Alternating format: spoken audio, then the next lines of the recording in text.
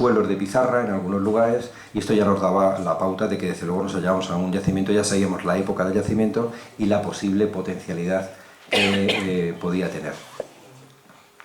Lo primero que apareció, hicimos el sondeo en el centro, más o menos en el centro del túmulo, para asegurarnos de qué potencialidad tenía y de cuántos metros, para luego organizar una campaña mucho más grande. Ya empezaron a aparecer los primeros bronces y por lo tanto ya se organizó, ahí está el sondeo, lo que se organizó fue una campaña en toda regla que comenzó en 2015 con ya un equipo grande de gente para empezar a excavar. En ese sondeo ya detectamos lo que era posiblemente una habitación y excavar en extensión toda esa habitación, que es esta.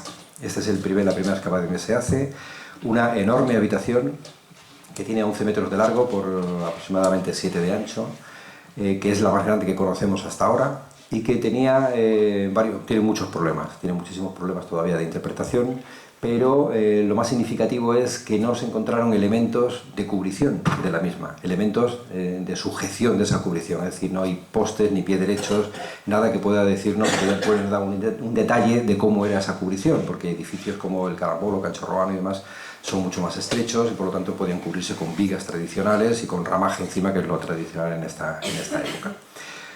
Bien, esta habitación está dividida en 3 ámbitos.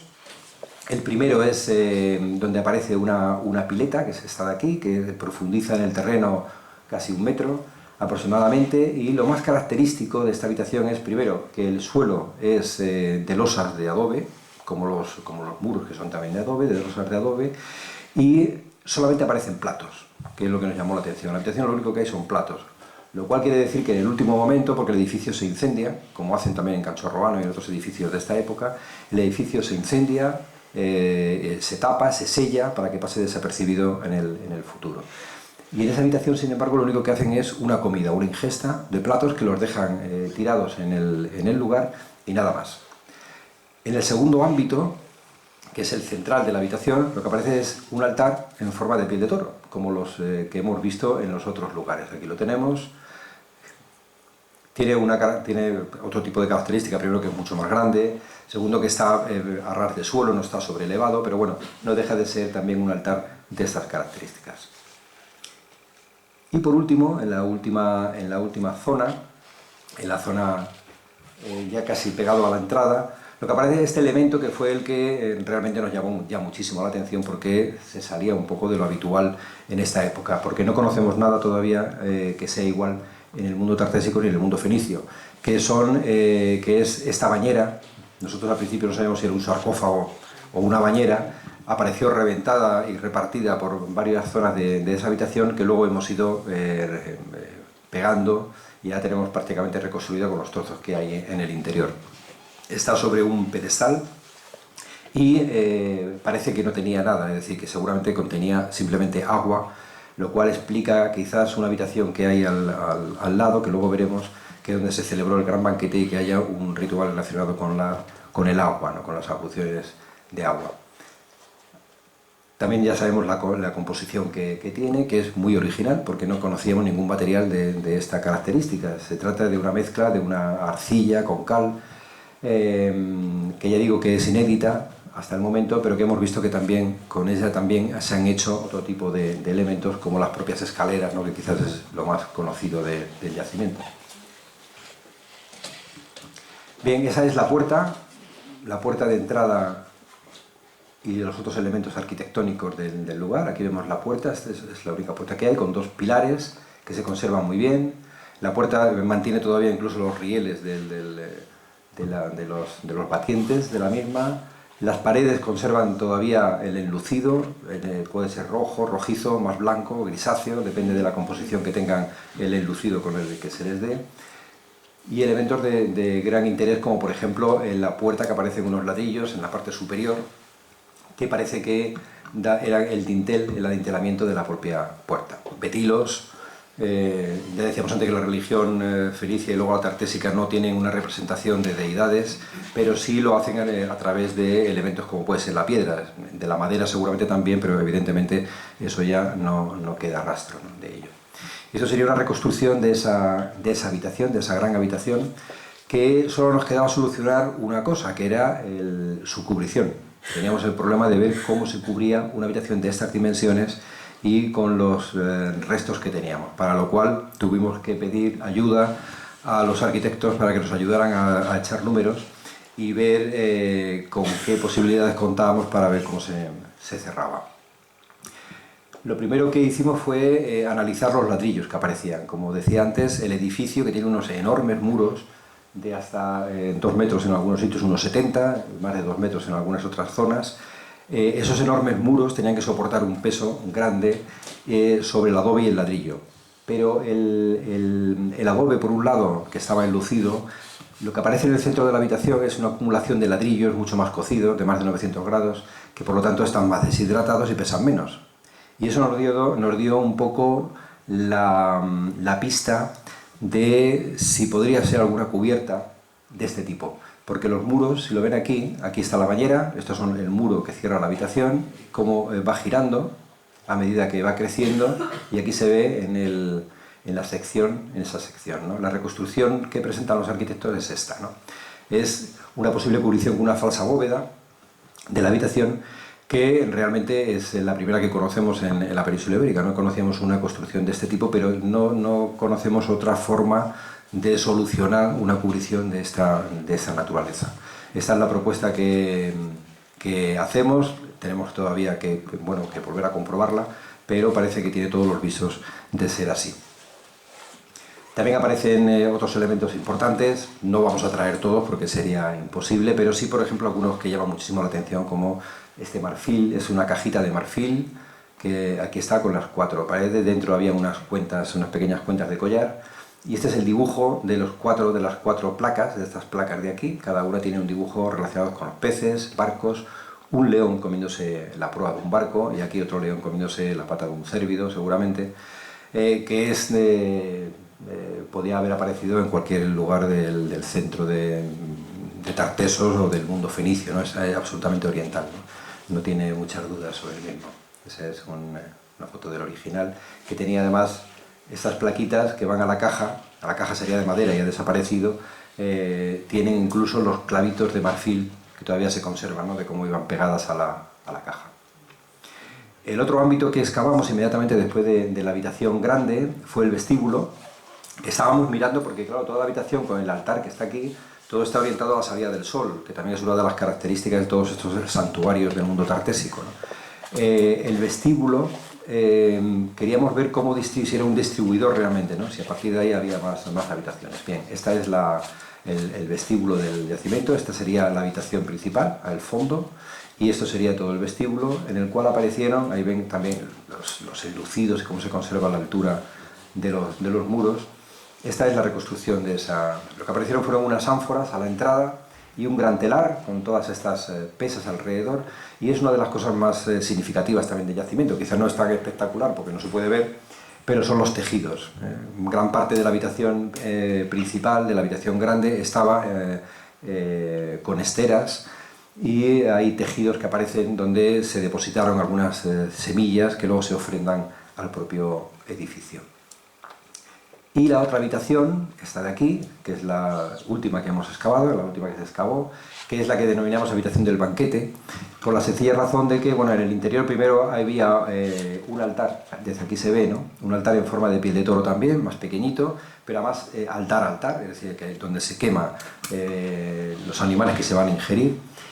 Esta es la entrada a esa habitación, donde hay un banco corrido y donde aparece una enorme cantidad de platos, vasos, copas, huesos de animales. Es decir, ha habido un gran banquete en el lugar. Un gran banquete, bueno, estos son las cerámicas que aparecen, además con unos platos pintados, ¿no? De una grandísima calidad. Ahí aparecen todos acumulados en esa... todos rotos, todos los platos están rotos, o sea, como es el ritual típico también oriental, de origen oriental y griego, ¿no? Que es romper todo lo que se bebe, ¿no? No se puede dejar nunca al vivo una copa, ¿no? Hay un ritual muy sofisticado que viene desde la Ilíada, lo cuenta, ¿no? Cómo hay que romper las copas para que alguien no pueda poner sus labios otra vez en tu propio en tu propio vaso que has bebido, sí está dedicado a los dioses, ¿no? Cuando es una copa para beber entre amigos, no, pero cuando es dedicado a una ceremonia en concreto, sí. Bien, aparte de estas cerámicas, aparecen los bronces, que es una de las cosas también más características, ¿no? Bronces que, aunque se conservan muy bien cuando salen, hay que intervenir sobre ellos rápidamente porque la corrosión es brutal. Todos están en la Universidad Autónoma de Madrid, en el laboratorio de restauración, y esperemos que pronto podamos verlos aquí ya en el Museo de Badajoz. Pero son unos bronces extraordinarios, sobre todo, bueno, aparecen desde los típicos pinchos, ¿no?, para comer la carne que se comió en este lugar, hasta las parrillas donde se asan esas carnes. Elementos muy curiosos como esta piel de toro, una vez más, ¿no?, que además está rematada por las dos palomas, es decir, la representación de Baal por un lado y de las palomas de Astarte por otro. Jarros, que están anzuelos y una enorme, creo que tenemos un detalle, sí, del caldero, un enorme caldero que no conocíamos tampoco ninguno de este tamaño, ¿no?, de esta dimensión en la península ibérica. Es un enorme caldero de más de 1 metro de diámetro que se conserva bastante bien para tener el tiempo que tiene y a donde ha estado sometido, ¿no?, a esa corrosión, y que, bueno, esperemos que también se pueda restaurar próximamente. Los tejidos y las semillas, decía que los tejidos eran fundamentales. Están siendo estudiados en la Universidad de Cambridge por un proyecto que tienen sobre tejidos en el Mediterráneo y, bueno, aparte del lino, tenemos detectado las esteras que decía antes y otro tipo de elementos que veremos a ver como lana, que, bueno, pues dentro de poco tendremos más detalles sobre todo ello, pero es importantísimo porque jamás se había podido conservar con tal calidad estos tejidos, ¿no?, que se pueden identificar bastante bien. Ya digo que por un lado el grado de conservación de las cosas es muy bueno para unas cosas, para los bronces quizás no es tan bueno, ¿no?, depende para cuánto. Y otra de las cosas características son las semillas, las enormes cantidades de semillas depositadas en el yacimiento, que aparecen todas quemadas, fundamentalmente de cebada, y que aparecen en algunas bolsitas de lino que se van depositando en varias partes del yacimiento, ¿no?, como ofrendas al lugar. Los pólenes y los carbones son otra de las cosas, fíjense cómo se conservan algunas de estas vigas de pie. Esta viga me da pie a hablar de otra cosa que tampoco quiero entrar mucho más en detalle, pero lo que estamos excavando, nos hemos dado cuenta hace muy poco, es la planta superior de un edificio. Nunca se había conservado un edificio con 2 plantas. Esto es algo que conocíamos a lo mejor en Pompeya como mucho, ¿no?, y además con construcciones de piedra. Una de las cosas más características del Turuñuelo es que conserva sus 2 plantas. Nosotros estábamos en la planta superior, no sabíamos que estábamos en la planta superior, y claro, las vigas que aparecían aquí, en realidad lo que son las vigas de la planta inferior, es decir, las vigas del techo de la planta inferior. Por lo tanto, esto nos plantea muchos problemas metodológicos de ver cómo se puede excavar sin levantar la planta superior, pero bueno, eso es un problema que aquí no voy a plantear ahora. El caso es que gracias a los pólenes y los carbones, al estudio de ellos, hemos podido reconstruir todo el paisaje, cómo era el paisaje en aquel momento, que como pueden suponer es bastante distinto al que tenemos hoy, ¿no?, que es muy, muy moderno. Bien, los laboratorios han sido fundamentales, no solamente para reconstruir toda la cerámica, como es lógico, sino para la restauración, o la Universidad de Granada, con la que colaboramos estrechamente para todo lo que es el análisis de pastas de cerámica, de todos los elementos que aparecen en el yacimiento. Bien, y por último, una vez excavada la gran habitación, la del banquete y el vestíbulo, seguíamos hacia el este, hacia la salida del sol. Queremos ver el eje, dónde era el eje, porque suponíamos que debería estar la entrada del yacimiento. Lo que encontramos fueron primero unos escalones, estos de aquí, que son de pizarra, de lajas de pizarra de una gran calidad, sobre todo porque la pizarra, aparte de que viene de un yacimiento que no está excesivamente lejos del lugar, pero sí es verdad que cortarlas con esta finura, la pizarra se esfolia fácilmente, con lo cual hay que tener una herramienta bastante sofisticada para hacer estos cortes de pizarra. Ya nos sorprendió y nos pareció ya espectacular el tener una entrada así. Tenemos la entrada de Cancho Urbano, que son 3 escalones, ¿no?, sobre adobe y piedras remontadas nada más, y esto eran unos escalones de una calidad excepcional. Y sin embargo todo esto de aquí seguía siendo relleno, es decir que hacia abajo tendríamos que dar hacia algún lugar. Bien, cuando vimos las escaleras, cuando empezamos a excavar el resto, íbamos bajando, aquí vemos ya, todavía está aquí el perfil, y Y sin embargo, en el lateral, lo que vimos ya era que se trataban de unas escaleras que estaban hechas de módulos, módulos cuadrados, que en un principio incluso nos pareció que era granito. Pero bueno, luego ya nos dimos cuenta que no se trataba de granito, sino de un compuesto muy duro, que al analizarlo nos dio la misma composición que tenía la bañera y la pileta que habíamos visto en esa habitación grande. Es decir, es una mezcla de cal, es el primer cemento, si queremos decirlo así, el primer cemento que conocemos, una mezcla de cal con arena y con arcilla, que le da esta competencia. Luego se fragua y una vez fraguado, en una caja de madera, todo esto, una vez fraguado se monta estas magníficas escaleras con los cimientos, dimos ya al final también con los cimientos de piedra de lo que son los muros. Por eso no encontrábamos los muros, los cimientos en el piso que estábamos excavando. Veíamos solamente las paredes de adobe muy bien conservadas, pero decíamos, bueno, ¿y los cimientos dónde están? Claro, los cimientos están abajo del todo, en esa planta que está sin excavar. Al lado de la escalera, esta es la escalera que veíamos, encontramos lo que posiblemente puede ser el depósito de fundación. El depósito de fundación que también apareció en Canchorroano, también apareció un depósito de fundación con unas arracadas de oro. Aquí lo que aparecen son elementos como estas anforitas, ¿no? Anforiscos de pasta vítrea y algunas copas que eran muy características, y es una de las cosas más llamativas del yacimiento también, ¿no? Los elementos de pasta vítrea, que son de una enorme calidad. Esta es la escalera ya con todos sus escalones sacados, como ven, los primeros de pizarra, los siguientes de este compuesto que les decía, que es realmente extraordinaria, pero se nos metía todavía en el perfil. Es decir, no podíamos saber dónde desembocaba la escalera, ni si ese era un patio, si el patio era abierto, si era cerrado, teníamos muchos problemas. Pero en una de las esquinas ya encontramos dos caballos, los esqueletos de dos caballos, que nos llamó muchísimo la atención porque estaban ahí, bueno, esquinados, mientras que al otro lado estaba ya aparecieron también algunos huesos, en el caso de vaca, y el tesorillo que les decía, bien, en este caso estaban los caballos. Y también de la escalera nos llamaba la atención este estrato rojo, que se parecía mucho seguramente al que tenía la habitación principal, con lo cual es posible que la escalera estuviera también cerrada con alguna especie de bóveda para protegerla, porque ya hemos visto que cuando se deja a la intemperie se deteriora rápidamente, con lo cual es posible que también estuviera cerrada.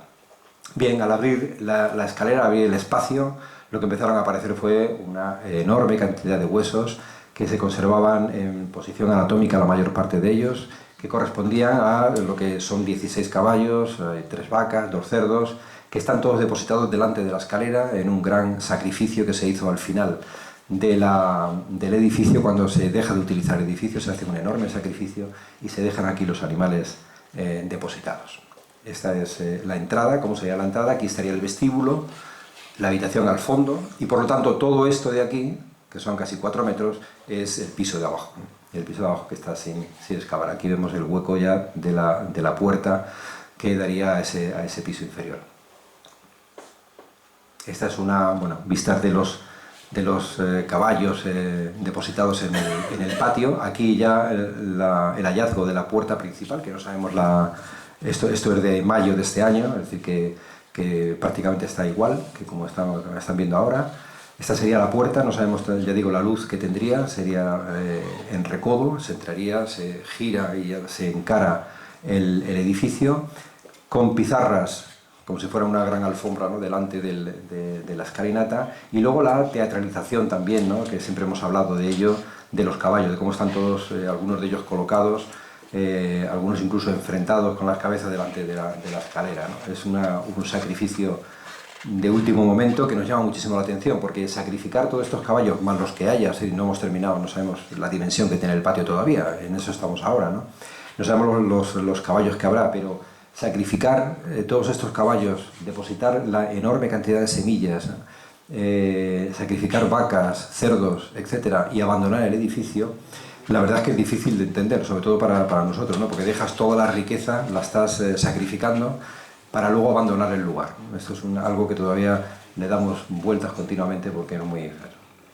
Ahí tienen una vista cenital del patio, de lo que conocemos todavía del patio. Le digo, esto está ya cerrado, este es el muro. Aquí todavía no sabemos hasta dónde llegará y por aquí hemos detectado ya seguramente el muro de cierre, pero no sabemos la dimensión que tendrá este patio hasta dónde llegará.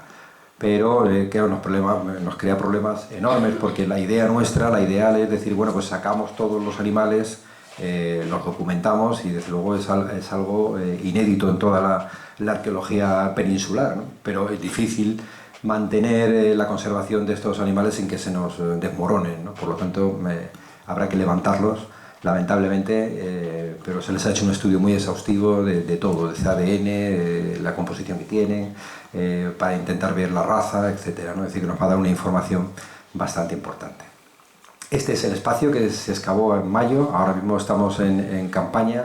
En mayo lo que teníamos excavado es esto de lo que hemos hablado, de la habitación principal, el vestíbulo, la habitación del banquete y el patio. Ahora lo que estamos es abriendo en esta zona de aquí para ver hasta dónde llega la dimensión de ese patio, y con esto pues algún día sabremos cómo era el edificio. Lo que hemos levantado ahora, teniendo en cuenta que ya hemos excavado aproximadamente el 10% de toda la superficie, es decir, que nos queda un 90% por conocer, pero es verdad que hemos dado, parece que con el centro de lo más importante, que es la habitación principal, esa gran escalinata y lo que sería el patio. Ahora veremos qué nos depara el futuro.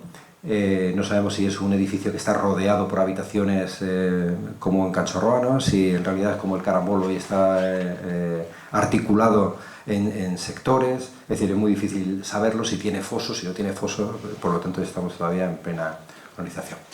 Y con esto pues termino la exposición de los últimos hallazgos del Turuñuelo. Que nada, muchas gracias por su atención.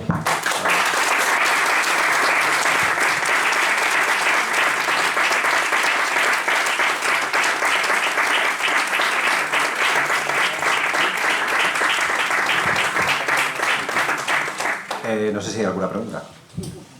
Una. Preguntas. Pues yo tengo dos. Pues dos.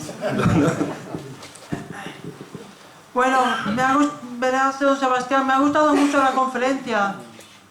Y quizá las preguntas que tengo son, bueno, dado que el curso medio del Guadiana fue una zona próspera para la cultura tartésica en el siglo VI a.C., quisiera saber si se podría destacar algún de los yacimientos hasta ahora examinados.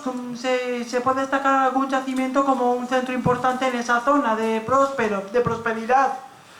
Y en segundo lugar, en cuanto a las excavaciones de casas de Turuñuelo, si no me equivoco con el nombre, ¿cuándo se van a reanudar las excavaciones? Bueno, de la primera, a ver, tradicionalmente se ha dicho que Medellín es el lugar, el foco principal de todo lo que ocurre en esta zona del Guadiana, ¿no? Sin embargo, en Medellín se llevan excavando muchísimos años, y aparte de la necrópolis, que está alejada de lo que es el Cerro del Castillo, no se ha hallado ninguna estructura que se pueda relacionar con un poblador. Es decir, no han aparecido nunca muros, se han hecho muchísimas excavaciones, y en los últimos años más, porque se excavó el Teatro Romano, el que hoy merece la pena visitar, ¿no? Pero para hacer ese teatro, claro, se han hecho muchísimas intervenciones arqueológicas y no se ha encontrado ni muralla, ni casas, ni nada relacionado. Sin embargo, detrás de ti tienes a quien hizo una tesis doctoral sobre el poblamiento en esta zona, y se localiza un lugar en Villanueva de la Serena, que se llama el Tamborrío, donde sí que han aparecido, haciendo unas obras de la Confederación Hidrográfica del Guadiana, en unos depósitos de agua que hay en esa zona. Sí se encontró lo que puede ser un gran poblado, con murallas, con posibles casamatas, con ánforas de la época y demás, ¿no?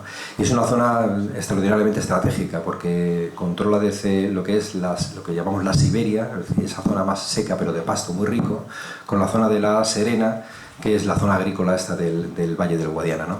Entonces, esa puede ser una de las zonas de control importantes. Y en cuanto a las excavaciones, estamos ahora. Hemos parado por la lluvia ayer y hoy, y mañana seguiremos. ¿Y ya ha habido alguna novedad en esas excavaciones? Pues, bueno, novedades hay todos los días, claro, pero vamos, sí, extraordinaria como tal, no novedad.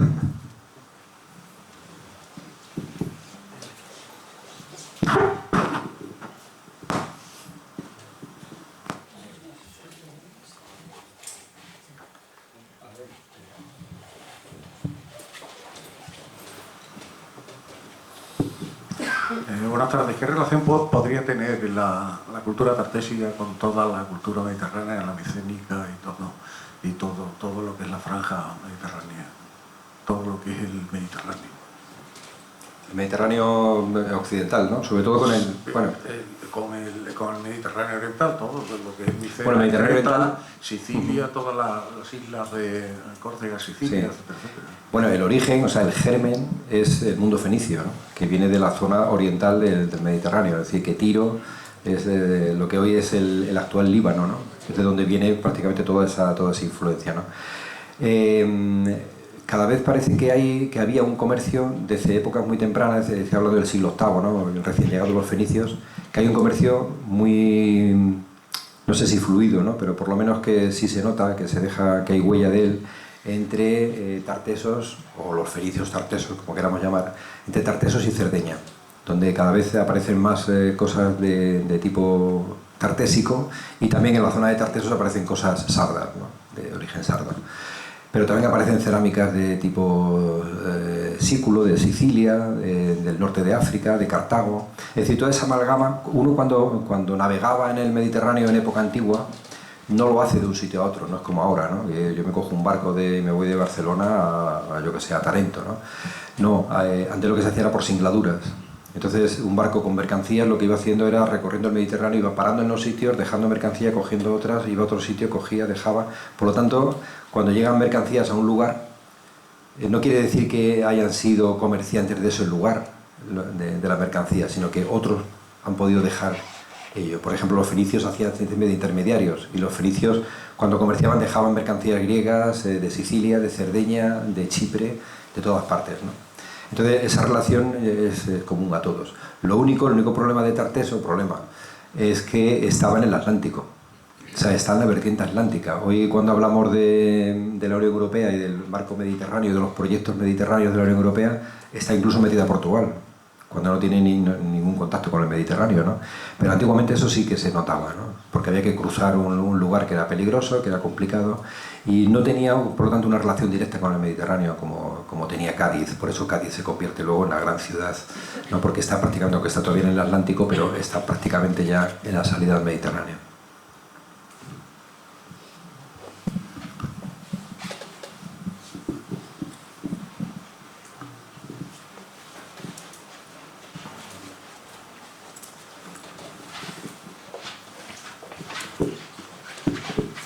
Buenas noches.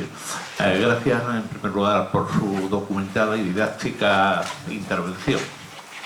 Me ha maravillado la documentación y la manera de exponerlo. Una pregunta muy simple. ¿Es previsible que en el territorio portugués existieran poblados tartésicos? Dicho de otro modo, en un momento determinado de la prehistoria, todo el territorio que andando el tiempo será Portugal y la Extremadura, ¿hay una unicidad de cultura? Pues no, o sea, no de una forma tan clara, ¿no? Muchas veces depende de la época, porque por ejemplo si nos remontamos a la época megalítica, sí se nota que hay una cosa muy uniforme, ¿no? Entre no hay tantas diferencias. Si nos vamos al bronce final, a la época del bronce, también. Es decir, todo lo que aparece en el bronce final en Portugal es idéntico a lo que aparece en Extremadura, por ejemplo, ¿no? Las estelas de Guerrero, los metales, los oros, ¿no? La orfebrería, todo eso es igual. No parece que haya tanta diferencia. Sin embargo, en el bronce final parece que hay una población más densa en Portugal que lo que es en la zona del Guadiana. Por lo menos allí detectan más yacimientos que los que detectamos aquí. Y luego ya en época tartésica parece que hay algunos yacimientos en el Guadiana que están en la zona portuguesa, sobre todo en el entorno de la Ardila, alguna zona así, pero tienen una vida propia. Es decir, no es que sean absolutamente diferentes, ¿no? Pero igual que cuando el foco tartésico cae con esa crisis, ¿no? Y se diluye lo que nosotros conocemos como el mundo turdetano, pues en Portugal pasa igual, ¿no? Después de esa crisis ellos evolucionan de una forma completamente distinta de lo que evoluciona toda la zona esta del Guadiana. Parece que el Guadiana se va enriqueciendo más a medida que va hacia el este, ¿no? Hacia Castilla-La Mancha, y luego ya con esa unión con el mundo ibérico de la costa levantina.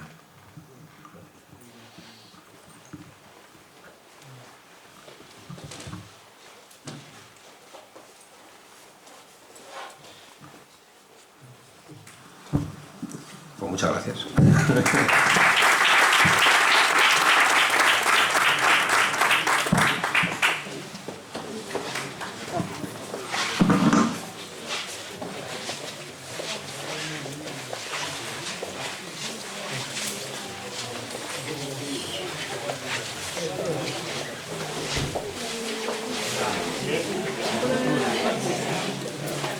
Gracias.